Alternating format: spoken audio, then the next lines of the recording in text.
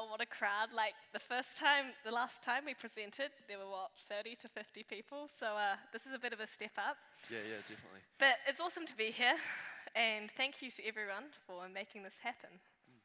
And thank you to everyone, both the participants and organisers, to actually allow us to experience what Festival for the Future is on multiple different levels as well. So it's been really cool for us to experience as well. So, what does sustainability mean to you? But equally as important, what does sustainability mean to people? Kia ora, I'm Anzac Gallate. And I'm Nola, and we're from Cashmere High School in Christchurch. And as we come to a close in this incredible weekend, we'd just like to share with you some of our ideas surrounding sustainability, its role in the future, and what we can do as individuals and as groups right now. So some people see sustainability as a purely environmental concept, while others just think that it's merely, the continuation of things. But for us, sustainability represents a quality of life. It's living in the present, but being future-focused. So taking your experiences from this weekend, we'd like you to take a moment to think about what would be your ideal future and your thoughts. For us, the ideal future contains these three things out of others. So we want a future that is sustainable, thriving, and regenerative. A future that is able to be continuous and expand. That will succeed and develop. That will grow and repair. So this ideal future may seem unrealistic in our lifetimes or even unattainable, but really we think that this future can become reality. And the way that we do this is by having a clear vision and making those wee baby steps towards it. And as the young people of Aotearoa and the world, it's in our hands to make this change for the future generations and also to see a change within our own lives. So coming from a high school, we have this incredible position and we were able to influence youth around us. And our Sustainability Council has been committed to doing just that. In 2012, we installed EcoDriver smart meters within our school that helps us monitor our electricity usage. The data from these are updated live to LCD screens within the hall, so students are actually able to come along, see and keep track of electricity usage and be more involved in our project and our reflection. So we then started an energy reduction project. We encouraged students and teachers to switch off lights, computers, heat pumps, and we did this really simply. We just put up stickers and things like that. And the great thing about this project was that it was quantitative. We could actually see what differences we were making through these meters. So through potentially easy change, behavioural change, we were able to save 10% of our entire electricity usage or our entire electricity consumption.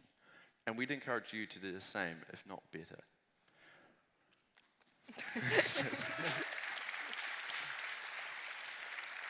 So then, I guess, asking the question, how many light bulbs will it take to change a person? We installed energy-efficient LED lights within our school, and that enabled us to reduce our electricity consumption further by a whole nother 20%, so overall, almost a third with our entire school.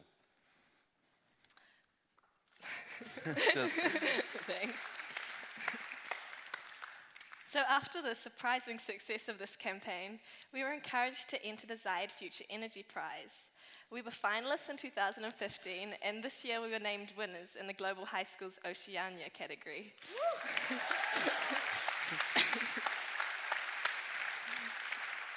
And so I was flown to Abu Dhabi to take part in Abu Dhabi Sustainability Week, which is the world's largest gathering on sustainability.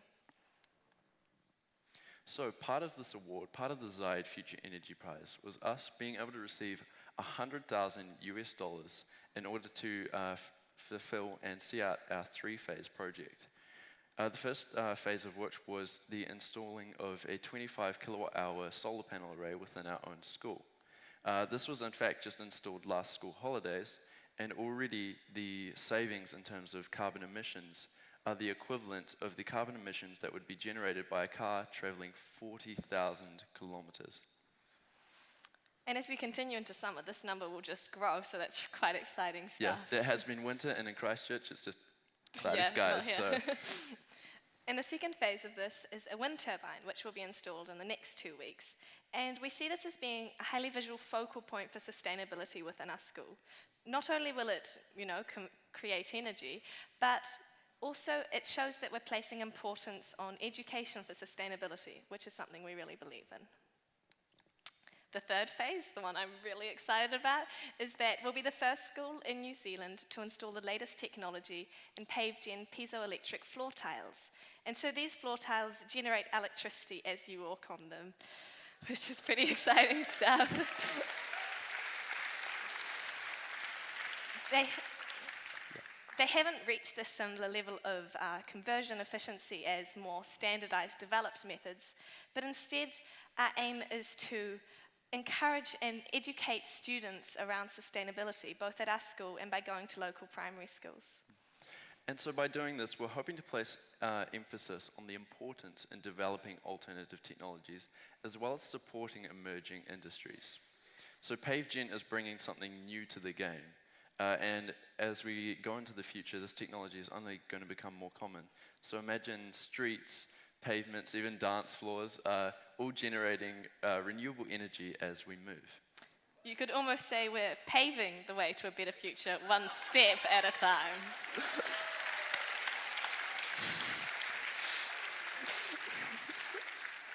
So, aside from energy saving and tile puns, our Sustainability Council also, has a commitment to raising a similar awareness around ecological sustainability, building on the key values within kaitiakitanga or guardianship.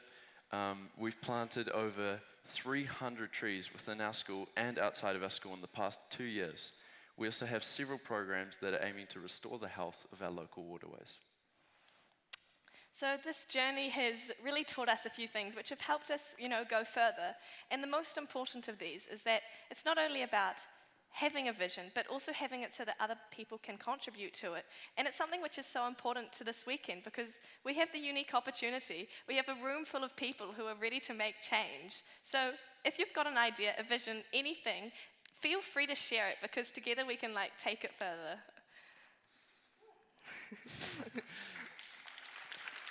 So following the Zide Future Energy Prize, our next goal has then been to help others realize their sustainable vision and even share our own goals with them.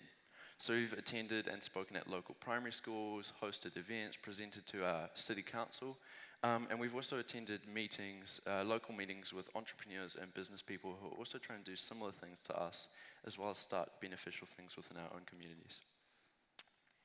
Sustainable living is possible. It's really achievable. Here we have a regen village in the Netherlands, and it's an example of how we can really incorporate this into our future. It's something that I find quite inspiring, really. So in order to create long-lasting and meaningful change, it's crucial that we actually realize the importance in our own vision. So in order to do that, we need to understand our own vision, and this has been discussed also by other speakers this weekend, because it's so important. If we're wanting to continue in doing what we love and thrive and succeed, we must realize this. But only so much can be done as an individual. When all the individuals become a community, we can achieve so much more together. And so I think that's something that we should all really strive to do. So if you were to take something away from this, it would be these three things. Your vision. Know what it is, understand its importance, and strive to continue developing it. Your method. How will you achieve things? Who can help you? People are only willing and wanting to help you achieve things. And your input. So what will you actually be doing? What will you be bringing to the table and what already exists? How will you be benefiting the larger population? So as we come near to the end of our talk, we'd like to bring it back to energy generation and use. We think it's crucial to not only be smart in the way that we generate electricity, but also in the way that we use it. Because to start off and then not consider the outcome is counterintuitive.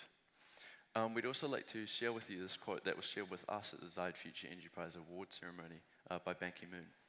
We are the first generation that can end poverty, the last that can end climate change.